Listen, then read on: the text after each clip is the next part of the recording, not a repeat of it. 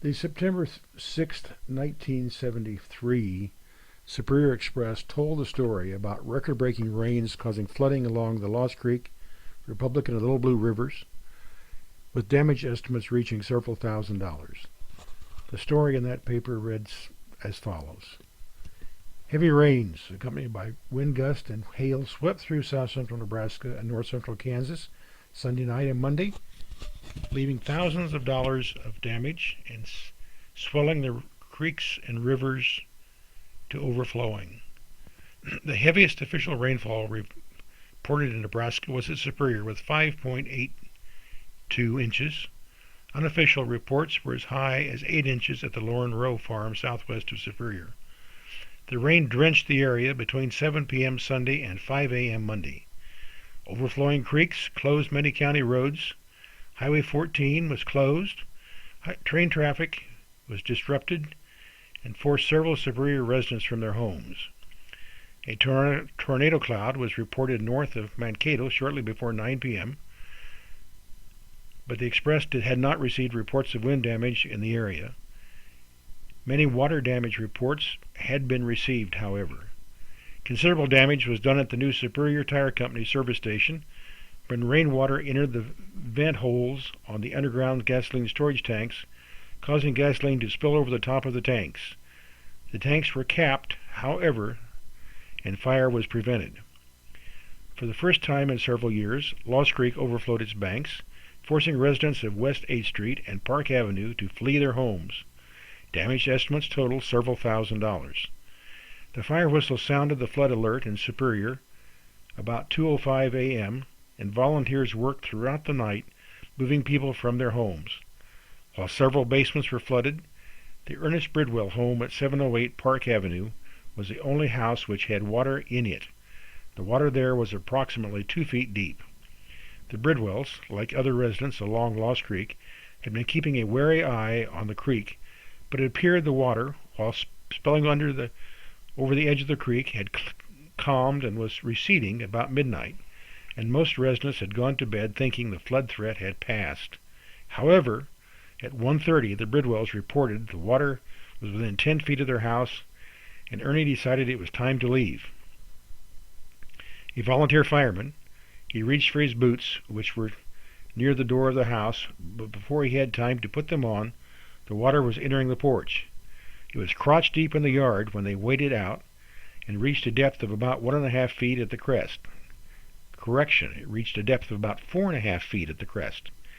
Vic Springer, who lives at 330 West 8th Street, had a similar story to tell.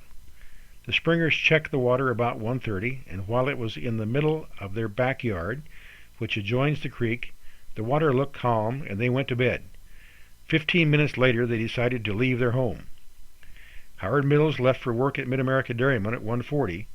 Both he and his wife were up, but didn't see any water in the front of their home. Within minutes, Mrs. Mills and their 2-year-old twin girls fled from the rapidly rising waters. All of their homes along the north side of 8th Street, between and including the Ralph Malott and Glenn Thompson homes, had water in basements. Robert Peterson, who lives at 324 West 8th, reports his basement windows broke, filling the basement with water. He estimates his loss at $4,000 to $5,000. Included in the items lost were television service equipment, 7 or 8 television chassis, books, keepsakes, and all of their family's winter clothes. The Vic Springer family lives just to the west of the Petersons. They report they lost very little as their home didn't have a basement and the water lacked 1 inch of entering the home. For the first time in recent years, the water entered the Malott basement, which normally is dry. The Springers did have a heavy wooden storage building overturned and moved into the trees west of their house. Several of their children's playthings and bicycles were washed away, but they have since been found and returned. At the Willard Springer home at 740 Park, the water filled the basement, destroying lots of odds and ends stored there, as it did in all the basements. The Springer furnace and a hot water heater was destroyed. The water didn't enter the Springer upstairs, but did get onto the porch. At the Mills home at 224 West 8th Street, 6 feet of water filled the basement, destroying a 14 cubic foot freezer filled with meat, which had been stocked about 30 days before. However, the freezer filled with mud and the meat was dumped. The mills don't know yet if the unit will work or not. Firemen were able to salvage the family's guns, which were stored in the basement. Mills said each of the guns were in a waterproof case and placed on a gun rack. When the water came in, the guns lodged in the rack, which he had built while in high school, and the firemen found the rack floating. However, the water hadn't reached the guns. Mrs. Laura Bridwell at 709 Colorado also lost a freezer full of meat in her basement. Pumps worked all day Monday, and by Tuesday morning, most basements were cleared of water. However, both the Mills basement and the one at the Steve Meyer home at 220 West 8th had to be pumped twice. Their sewers were connected to septic tanks, which were then connected to the city sewer. For some reason, the water returned to their basements from the sewers. Mills told the Express he had less mud problems in his basement than some locations. The Mills walked about and stirred the water and mud as the basement was being pumped. The homes of Kenneth Erickson, Les Suchlin, and Ron Schermeyer families escaped the water. They moved things and prepared for the water, which didn't come. They were unable, however, to get their cars out, but only the Suchlins' Ford had water damage. Some water did enter the Suchlin and Erickson garages but caused little damage. At the Denny Meyer farm, directly south of Superior, the flood was thought to be as bad as in 1957. Their lots filled with water, but they didn't lose any livestock. Because of the depth, they were forced to use a boat between their house and barn and the road. The Meyers, like other farmers on the Republican, are worried about the effect of the floodwaters on their alfalfa crop. Apparently little damage was done to the corn crop. At press time Wednesday, surveys of the farm fields to inspect for damage hadn't been completed. There has been several reports of farm machinery and irrigation pumps damaged by the water, which covered the equipment before the farmers had time to move. The Bob Poole reports he lost 25 little pigs, but was able to move the rest of his animals to higher ground. Several dikes broke, including one near the Lyman King farm, which flooded his garden. A new dike built following the 1957 flood permitted water to run over the Weber Road near the Nell Ross home. Water was over Highway 14, 6 miles south of the state line, and forced the closing of the road for a time, as was the Weber Road, also closed. Water was also over the highway near the railroad tracks west of Superior. Vernon Stone, who lives 3.5 miles west of the Olive Hill Church, reports water was over the road 6 times between his farm and the Highway 14. The most he'd ever seen before was twice. Erosion damage to farm fields, ponds, and terraces has been extensive. Nuckolls County engineer Jerry Steinke reports 10 county bridges were closed Tuesday night, and he expects more will be closed Wednesday as county crews continue checking.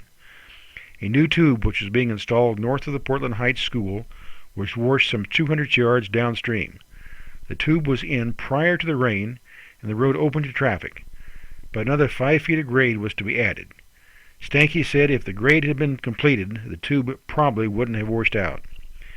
While bridges are out all over the county, he reports most of the problems are in an area south of US 136 and west of Nebraska 14. Trash was responsible for most of the bridge damage.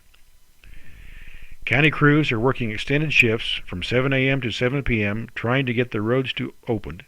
Maintainer patrols normally are able to cover an average of 28 miles of road each day, but because of the longer days, they hope to cover 35 miles of road per day.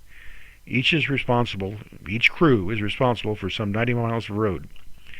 Bridge crews are working to repair the damage, but are being hampered by the mud and lack of equipment.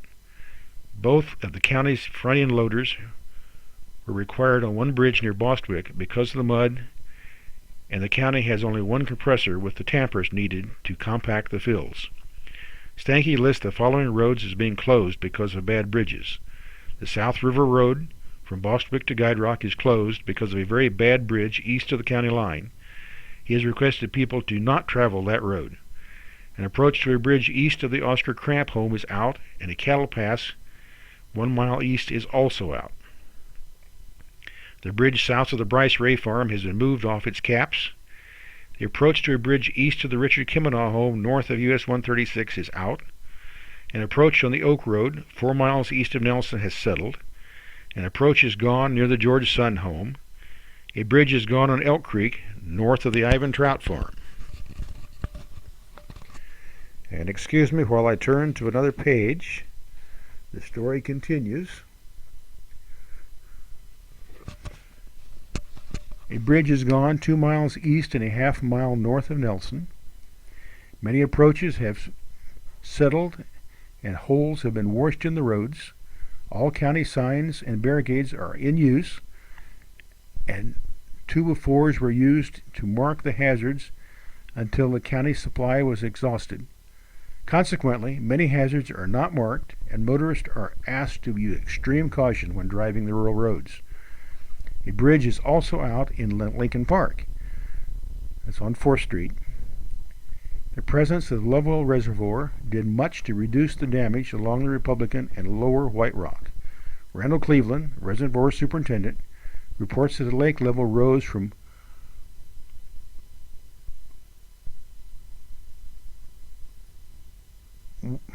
one, a little hard to read here, I believe it's 1,581.13 feet above sea level on Sunday to 1,587.92 feet on Monday. The rise of 6.79 feet was the fastest he can ever recall at the lake. Randall was lake superintendent from the opening of the lake until several years past this point. The lake has now stabilized, but yet Wednesday morning the Corps of Engineers had not authorized the release of any water, and all discharges have been stopped. The diversion into the lake via the Cortland Canal has also been stopped, and the canal is draining out. Cleveland expects the discharges will be authorized as soon as the level of the Republican River drops. The conservation pool at Lovewell is 1,582.6 feet above sea level. The flood control capacity top is 1,595.3. A sidelight to this story, in about 6 weeks the Express will report that that mark had been topped. Because of the timing of the rain this year, the lake has held at the highest level ever throughout the entire summer.